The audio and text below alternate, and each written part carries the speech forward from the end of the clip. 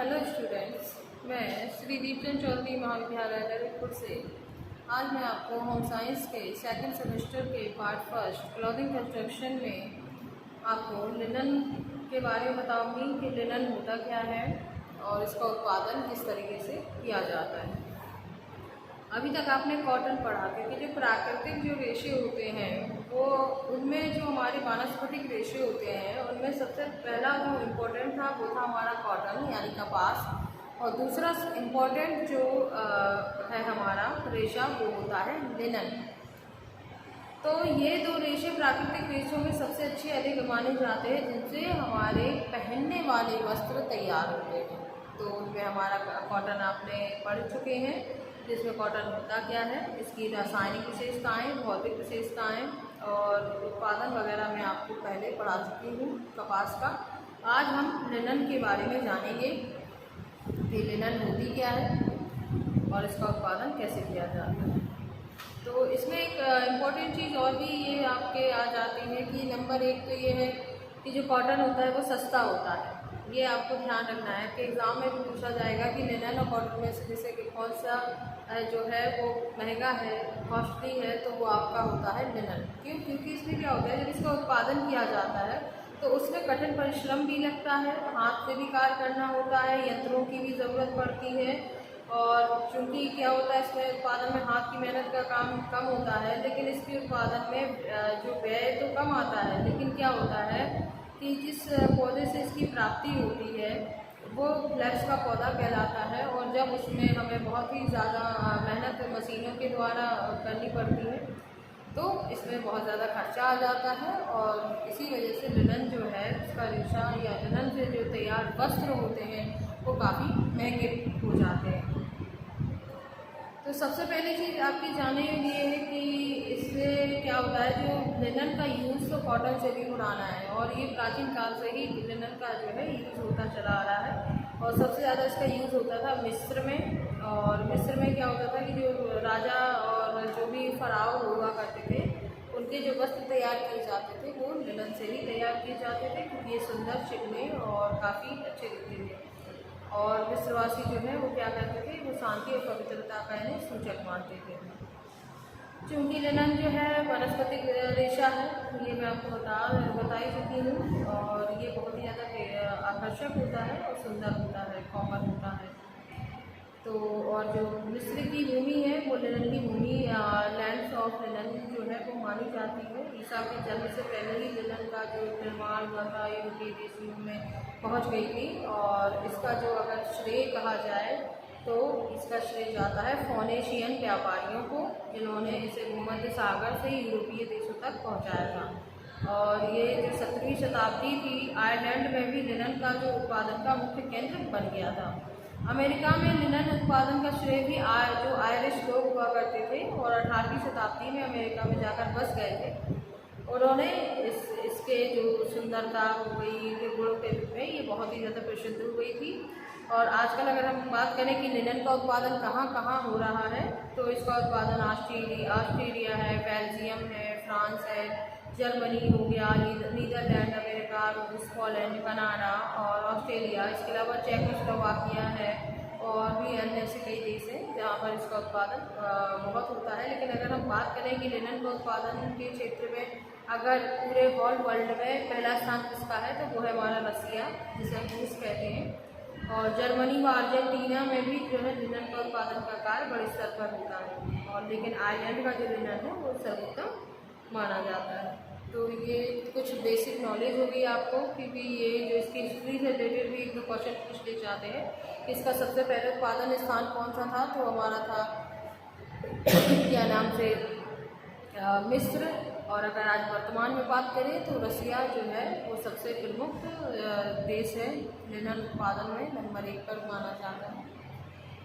तो ये basic knowledge हो गई। इसके बाद अगर हम इसके मैन्युफैक्चर की बात करें लिनन की, तो सबसे पहले क्या होता है, हार्वेस्टिंग की जाती है, यानी पौधों को उखाड़ लिया जाता है। तो जो लिनन का पौधा होता है उसे कहाँ से उखाड़ते हैं, जड़ से उखाड़ना पड़ता है, क्योंकि इसको तने से प्राप्त करते हैं। इसका जो रेशा प्राप्त किया जाता है वो तना, जैसे कपास में हम कोए के रूप में जो फल होता है उससे प्राप्त करते थे, वहीं पर हम बात करें लिनन की तो जो फ्लैक्स का पौधा होता है, सन या फ्लैक्स का जो पौधा होता है उसके तने से प्राप्त करते हैं, इसलिए इसे क्या करते हैं, जड़ से ही उखाड़ लिया जाता है।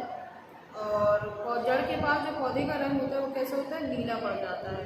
और जब बीज हरे रंग से पीले भूरे रूप में बदल जाते हैं तब इन पौधों को जड़ सहित उखाड़ लिया जाता है। और इसकी वजह से क्या होता है कि जब हम जड़ से उखाड़ते हैं तो इसके लंबे तथा बिना टूटे हुए रेशे जो हैं वो हमें मिल जाते हैं। हार्वेस्टिंग के बाद फिर आती है बात ड्राइंग एंड रिंगलिंग की। इसमें क्या होता है कि जैसे ही हमने पौधे को उखाड़ा उसके बाद इसे बंडल के रूप में बांधकर कुछ दिनों के लिए क्या करते हैं, इसको सूखने के लिए रख देते हैं। फिर पौधे के तने को झूला झुलाकर क्या करते हैं, तो झूला झुला के हिलाने की प्रक्रिया द्वारा उनकी पत्ती और बीज को अलग कर दिया जाता है। यह कार्य पौधे के सिरे को एक यंत्र से निकालकर किया जाता है। इसके बाद जो तीसरी हमारी आती है रेटिंग, जिसको हम बोलते हैं गलाते हैं। तो रेशे को तैयार करने के लिए सबसे पहले इस महत्वपूर्ण प्रक्रिया को भी हमें करना पड़ता है। इसमें क्या होता है, तने को भाप दे करके रेशे को छाल से अलग कर लेते हैं। इसके तदुपरांत इस प्रक्रिया को सावधानी पूर्वक करते हैं, क्योंकि लेश मात्र अगर हमने असावधानी उसमें बरत दी तो क्या होगा कि रेशे जो है वो हानि पहुंच जाती है और जो होते हैं वो टूट जाते हैं बीज से। तो इसीलिए इसको बहुत ही आसानी से और बहुत ही सावधानी से इस काम को करना पड़ता है। और इसके लिए हम 4 तरीके की विधियों का यूज़ करते हैं, एक पानी द्वारा, ओस द्वारा, लकड़ी के बर्तन के माध्यम से और रासायनिक विधियों द्वारा। तो इन 4 विधियों के द्वारा हम इनको करते हैं। तो जो पानी के द्वारा है इनको भी समझना ज़रूरी है, आप समझ में अगर आ जाता है पेपर में। तो जो पानी के द्वारा वाटर रेटिंग की जाती है वो क्या होता है, इसे बहते हुए पानी, तने के जो बंडल होते हैं उसको बहते हुए पानी में भी हम डुबो कर रखते हैं और रुके हुए पानी में भी हम डुबो कर लगभग 2 सप्ताह तक रखते हैं। ठीक है, तो इससे क्या होता है, रेशे अलग होना शुरू हो जाते हैं और पीट कर उनसे अलग करते हैं। ओस के द्वारा में सन के तने को मैदान में फैला दिया जाता है, जहाँ पर सूर्य की रोशनी हो गई, ओस की बूंदें, वर्षा का पानी पड़ता रहता है। इन तनों को खुले स्थान में उस समय तक रखना पड़ता है जब तक कि ये रस्सी जो है सरलतापूर्वक आसानी से अलग ना होने लगे। फिर लकड़ी के बर्तन में क्या करते हैं, इनमें 75 से 90% डिग्री के तापमान के पानी में डुबोकर हम रख देते हैं जब तक कि उनका तना कोमल नहीं हो जाता है। फिर उनको रोलों के माध्यम से निकाला जाता है। यह प्रक्रिया जो है वो कोवनेंट प्रोसेस के नाम से जानते हैं। इसके बाद केमिकल रेटिंग की बात करें तो यह जो काम होता है वो रासायनिक तत्वों की सहायता से हम करते हैं। इस प्रक्रिया में पानी का जो तापमान है उसको बढ़ा देते हैं और रासायनिक द्रव डालकर इसमें फॉर्मेंटेशन की जो प्रक्रिया होती है वो की जाती है, जिससे ये सड़ जाते हैं या किन्वर की प्रक्रिया द्वारा शीघ्रता से अलग हो जाती है। तो ये हमारे 4 पॉइंट थे गलाने वाली विधियाँ कि पानी के द्वारा भी हम कर सकते हैं, ओस के द्वारा, लकड़ी के बर्तन के माध्यम से और रासायनिक विधियों द्वारा भी हम इसको कर सकते हैं।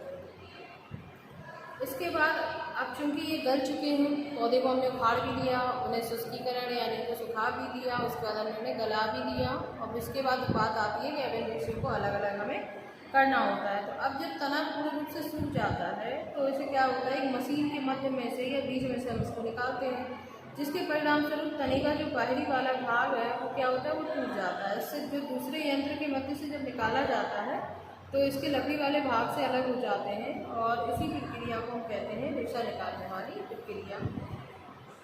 अब इसके बाद क्या होता है, सफाई की होती है। ये अंतिम जो है लास्ट ही मानी जाती है, क्योंकि इसमें क्या होता है, इसमें हमें तन को जो साफ़ करने की जो एक्रिलिक में कॉमिंग करनी होती है, उसके उपरांत जो रेशा है वो कताई के योग्य हो जाता है। इस प्रक्रिया में क्या करते हैं कि लोहे के कंघों का काम किया जाता है। रेशों को लोहे की कंघियों के द्वारा खींचा जाता है। जब ये रेशे निकलते हैं तो उनसे फिर हम कपड़े वगैरह आदि बना सकते हैं। तो ये रेशे निकालने के लिए साफ़ करने की प्रक्रिया जो है वो लास्ट ही मानी जाती है। इसके बाद हम स्पिनिंग करते हैं, स्पिनिंग यानी कताई करते हैं। तो लिनन का जो सुंदर लंबा तथा जो अच्छा धागा निकलता है उसे गीली अवस्था में ही हम काटते हैं। तो क्या होता है कि ये जो सुखाकर जो है वो काटने वाली प्रक्रिया की जाती है और उसी के उपरांत फिर हम बुनाई कर सकते हैं, वेविंग, जिसके बाद वो वस्त्र बनता है। और इसमें ब्लीचिंग भी करनी पड़ती है और जब बुनाई के बाद ही ये जो ब्लीचिंग है उसको करते हैं। और जो सस्ते प्रकार के जो लिनन के वस्त्र होते हैं उनमें कलफ लगा दिया जाता है, लेकिन जैसे ही ये धुलते हैं तो उनमें से कलफ निकल जाता है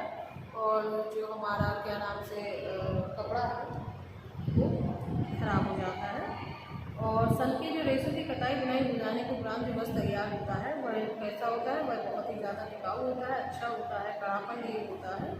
और इसके अलावा पेचकूस वगैरह भी लिनन से जो है वो बनाए जाते हैं। तो आज आपने जाना लिनन का हिस्ट्री कि क्या है और लिनन का उत्पादन किस तरीके से किया जाता है। ये दोनों ही चीज़ें आपको मैंने क्लियर कर दी हैं। आगे हम आपको इसकी जो प्रॉपर्टीज़ हैं उनके बारे में बताऊंगी कि इसकी भौतिक विशेषताएं क्या हैं और इसकी रासायनिक विशेषताएं क्या होती हैं। तो इनको भी आपको ध्यान से सुनना है। धन्यवाद।